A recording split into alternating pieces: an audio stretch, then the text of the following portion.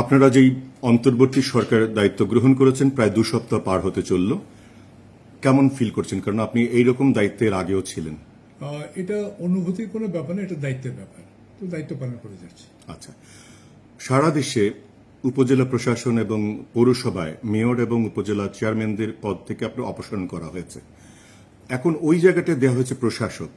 তো স্বভাবতই রাজনৈতিক যারা নেতৃবৃন্দ থাকে নির্বাচিত, তাদের যে উন্নয়নের যে গতিটা, যে পেসটা থাকে, আপনি কি মনে করেন যারা প্রশাসক তারা সেই দায়িত্বটুকু পালন করে যেতে পারবে? আপনার উত্তরে জানাচ্ছি যে তারা পালন করে যেতে পারবে, এটা শুধু ধারণা ভিত্তিক নয়। ইন দ্য মিন টাইম প্রশাসক যাদেরকে ওখানে নিয়োগ দেওয়া হয়েছে, তারা যাবতীয় যে কর্মকাণ্ড ছিল সেই কর্মকাণ্ডগুলো চালিয়ে যাচ্ছে এবং কোনো ধরনের কোনো বাধা বিপত্তির সম্মুখীন হননি, বরং গতি একটু বেশি পেয়েছে। আচ্ছা, আমি জানি যে এখন ঠিক রাইট টাইম না, মাত্র 15 দিন এখনো আপনাদের গোছানোর কাজগুলোই চলছে। আপনাদের পদ্ধতিগত আপনারা সংস্কার চান বড় 3-4টা জায়গায়, কিন্তু এমনিতেই এই জায়গাটায় প্রশাসক দিয়ে আপনার কতদিন আপনার চালানোর ইচ্ছে? সেটা এই মুহূর্তে সিদ্ধান্ত দেওয়া যাচ্ছে না, যেহেতু তোমার কথাতে এই মুহূর্তে 15 দিনের মাথায় একটু সিদ্ধান্ত দেওয়া যায় না যে একটি ব্যাপক পরিবর্তনের ভিত্তিতে যেটা হচ্ছে আর কি। আর একটা কথা সবসময় তোমাদের স্মরণ রাখতে হবে যে এই কেয়ারটেকার গভর্নমেন্ট কিন্তু রুটিন কেয়ারটেকার গভর্নমেন্ট নয়। ছাত্র জনতার বিপ্লবের মাধ্যমে এই কেয়ারটেকার সরকার হয়েছে বা ইন্টারিম গভর্নমেন্ট হয়েছে। সুতরাং কোনো কিছু প্রত্যাশা করার আগে তোমাকে জানতে হবে যে তাদের প্রত্যাশাটা কি। না, তাদের প্রত্যাশা বিপুল, তাদের প্রত্যাশা বিপুল এবং বহুবিধ প্রত্যাশা। তো সুতরাং মূল প্রত্যাশা হচ্ছে যে অন্য কিছু নতুন আমরা চাই, পুরনো কাউকে চাই না। তো সেই আঙ্গিকেই অন্য কিছু যে পুরনো সবকিছুই ধীরে ধীরে এগুলোকে আপাতত প্রশাসকের মাধ্যমে ওগুলোকে কার্যকর রাখা হচ্ছে। এখনো পর্যন্ত যে অকার্য হয়ে পড়েছে বা না, আমরা সেটা বলছি না, কোনো তথ্য আমরা পাইনি। না, ঠিক আছে, কিন্তু আপনারা এটা তো করলেন। আমাকে তো জাজমেন্ট করতে হবে যে আমার কার্যকারিতা হচ্ছে কি হচ্ছে না। আই হ্যাভ টু জাজ whether you ask it or not.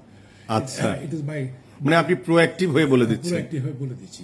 আচ্ছা, আর দ্বিতীয় হচ্ছে যে তোমার আরেকটা প্রশ্ন হচ্ছে যে, না, আমি প্রশ্নটা করিনি, সেটা হলো যে নিচে আপনারা তো উপজেলা করলেন, তারপরে পৌরসভা তো করলেন, কিন্তু আপনি আমি এটা মিস করে সিটি কর্পোরেশনে করেছেন এবং এটা আমরা মনে করি যে দরকার ছিল। হ্যাঁ, সাংবাদিক হয়তো এটা মন্তব্য হয়ে যাচ্ছে, কিন্তু অ্যাজ এ সিটিজেন হিসেবে মনে করি এটা দরকার ছিল অ্যাজ এ হোল। কিন্তু আপনারা ইউনিয়ন পরিষদে কেন করলেন না? আচ্ছা, ইউনিয়ন পরিষদ হচ্ছে সংখ্যা হচ্ছে 4000 প্লাস, আরো অনেক বেশি। সেখানে সিটি কর্পোরেশনের যে পরিবেশ ইউনিয়ন পরিষদের সেই পরিবেশ না, আবার পৌরসভার যে পরিবেশ ইউনিয়ন পরিষদের সেই পরিবেশ না। ধাপে ধাপে নিচের দিকে নামতে থাকি টিয়ারগুলিতে। আবার উপজেলায় যে পরিবেশ ইউনিয়ন পরিষদে সেই পরিবেশ নাই।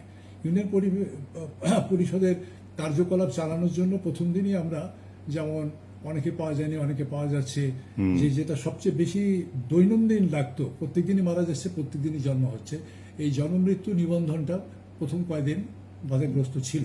আমরা তাৎক্ষণিকভাবে ওখানে দায়িত্ব দেওয়া হয়েছে।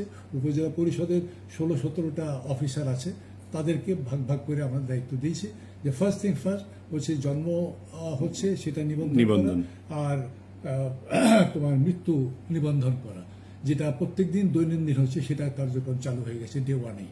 এরপরে বাকি যেগুলো সেগুলো ভাগ করে দেওয়া হয়েছে, তারা সেই কাজগুলো চালাচ্ছে। যেখানে চেয়ারম্যান আছেন, চেয়ারম্যানের মাধ্যমে হবে। যেখানে চেয়ারম্যান নেই, প্যানেল আছে, প্যানেলের মাধ্যমে হবে। যেখানে প্যানেলও নেই, সেখানে দায়িত্ব দেওয়া হয়েছে এই উপজেলা পরিষদের যে 16-17 জন সরকারি কর্মকর্তা আছেন, তাদেরকে এই দায়িত্ব দেওয়া হয়েছে। They will